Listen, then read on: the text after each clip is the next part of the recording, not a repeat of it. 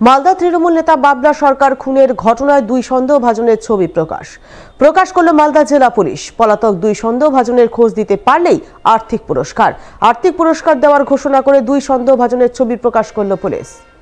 Police সূত্রে জানা গেছে, দুই সন্দেহভাজনের মধ্যে একজনের নাম কৃষ্ণ রজক ওরফে রোহন, বয়স 30 বছর, বাড়ি মালদা শহরের ঝলঝলিয়া রেলওয়ে ব্যারাক কলোনি এলাকায়, এবং অপরজনের নাম বাবলু যাদব, বয়স 31 বছর, বাড়ি মালদা শহরের মহানন্দাপল্লী এলাকায়।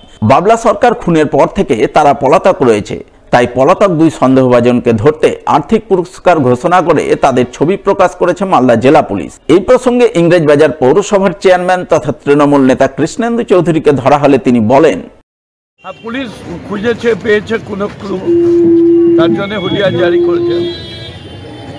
আমরা চাই যে আরো অ্যাক্টিভ হোক, আর মেন যে ইউজ করেছে তাকে, তার জনসমক্ষে আসা দরকার। পুলিশকে 2 লক্ষ টাকা ঘোষণা করতে হচ্ছে, কিভাবে দেখছেন বিষয়টা? এটা তো অনেক দিক দিয়ে বিবেচনা করলে এটা, যখন কোনো ক্রিমিনালকে পাওয়া যায় না, এ ধরনের অনেক আছে, সিবিআইরা ঘোষণা করে, দিল্লি পুলিশও করে, সবাই। মালদা তৃণমূল নেতা বাবলা সরকার খুনের ঘটনায় ফের পুলিশ সূত্রে মিলল চাঞ্চল্যকর তথ্য। পুলিশের দাবি, এই খুনের ঘটনায় জড়িত রয়েছে মালদা শহরের আরো 2 যুবক। তাদের মধ্যে একজন মালদা শহরের ঝলঝলিয়া রেলওয়ে ব্যারাক কলোনি থেকে ধৃত অমিত রজকের দাদা কৃষ্ণ রজক ওরফে রোহন রজক, এবং অপরজন বাবলু যাদব। বাবলুর বয়স 31 বছর, বাড়ি মালদা শহরের 22 নম্বর ওয়ার্ডের মহানন্দাপল্লী এলাকায়। খুন হয়ে যাওয়া তৃণমূল নেতা বাবলা সরকারের অফিস থেকে তার বাড়ির দূরত্ব মাত্র 50 মিটার দূরেই। কৃষ্ণ রজকের মতো সেও বাবলা সরকার খুনের পর থেকে পলাতক রয়েছে, তাই পুলিশ তাকেও ধরতে তদন্ত চালাচ্ছে। পুলিশ সূত্রে এই চাঞ্চল্যকর তথ্য মিলতেই রবিবার 7 সকালে সংবাদ মাধ্যমের প্রতিনিধিরা ছুটে যান মহানন্দাপল্লী এলাকায় বাবলু যাদবের বাড়িতে। সেখানে গিয়ে তার স্ত্রীর সঙ্গে কথা বলেন সংবাদ মাধ্যমের প্রতিনিধিরা। তার স্ত্রী জানান, বাবলা বাবু খুব ভালো মানুষ ছিলেন। তার মেয়েকে স্কুলে ভর্তির সময় তাকে বিভিন্নভাবে সাহায্য করেছিলেন। তার স্বামীর সঙ্গে বাবলা বাবুর কোনো বিবাদ ছিল কিনা সেই ব্যাপারে তার কিছু জানা নেই, কারণ স্বামীর সঙ্গে তার সম্পর্ক ভালো নয়, ডিভোর্সের কেস চলছে। স্বামী কোনো কাজ করতেন না, বাইরে সারাক্ষণ আড্ডা মারতেন, শুধু খাওয়া এবং রাতে ঘুমানোর সময় বাড়িতে আসতেন মাত্র। তাই স্বামী এই ঘটনায় জড়িত কিনা সেই ব্যাপারে তার কিছু জানা নেই। পুলিশ বাবলা সরকারের খুনের ঘটনার দিনই স্বামীর খোঁজে বাড়িতে এসেছিল। পুলিশ যা যা জানতে চেয়েছে তা পুলিশকে বলেছি, কারণ তিনি নিজেও চান তার স্বামী এই ঘটনায় জড়িত থাকলে তার কঠোর শাস্তি হোক।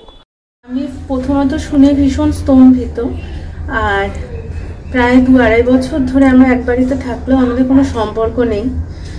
আমার মেয়ে আর আমি সম্পূর্ণ আমার নিজের ইয়েতেই চলি। ওদের সঙ্গে জাস্ট বলতে পারেন যে বাড়িতে রাত্রে শুধু ঘুমাতে আসি, এইটুকুটাই। তো আমি ওর কিছুই সেরকম জানি না, ওই জন্য বলতে পারবো না। ও কিছুই করতো না, 12 বছর ধরে কিচ্ছু করতো না, কোনোদিন কিছু করে না। বাবলা সরকারকে চিনতেন আপনি? একদম, খুব ভালো করে। কিরকম লোক ছিলেন বাবলা সরকার? উনি ভীষণ ভালো মানুষ ছিলেন। উনি আমার মেয়ের স্কুলের ভর্তির সময় আমাকে প্রচুরভাবে হেল্প করেছেন। কি করতো আমি ঠিক বলতে পারবো না, কিন্তু বেশিরভাগ সময় আড্ডার জন্য বাইরে থাকতো, এবং কি করতো আমি বলতে পারবো না। আমার বাড়িতে যেদিন পুলিশ আসে আমি সেদিনই জানতে পাই, এবং সেভাবে আমি কোঅপারেট করছি। দুলাল সরকারের সঙ্গে কোনো রকম ঝগড়া বিবাদ ওনার? না, আমি ঠিক বলতে পারবো না। আমি যে বললাম আপনাদেরকে যে আমার সঙ্গে কোনো রকমই নেই, আমি জানি না, বলতেই পারবো না।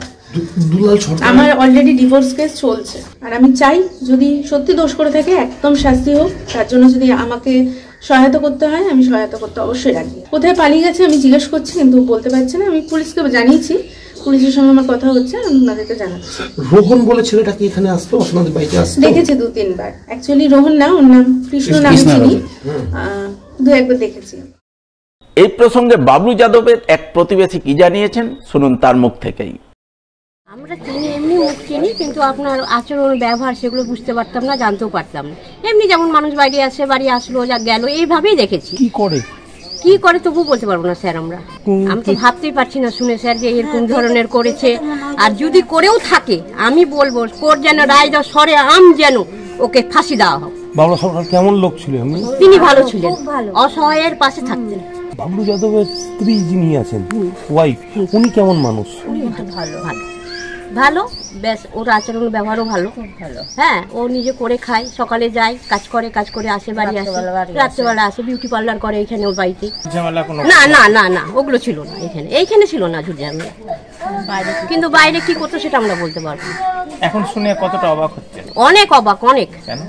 কেন যে এরকম করতে পারে পাড়ার মধ্যে? আর এত ভালো মানুষ, গরিবের পাশে থাকতো সবসময়।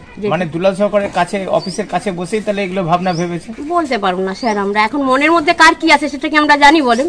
সেটা তো আমরা বলতে পারবো না। যেই থাক, এখন প্রতিবেশীও থাক বা যেই থাক, বলবো একটাই কথা, যে পাবলিক যেন দেখে যে এই দোষটা যে করেছে সেই দোষটা যেন সাজা সব দেখে, যে প্রত্যেক মানুষ, তাহলে মানুষের মনে আতঙ্ক হবে যে এই মানুষটা এই করেছিল বলে মারা গেছে।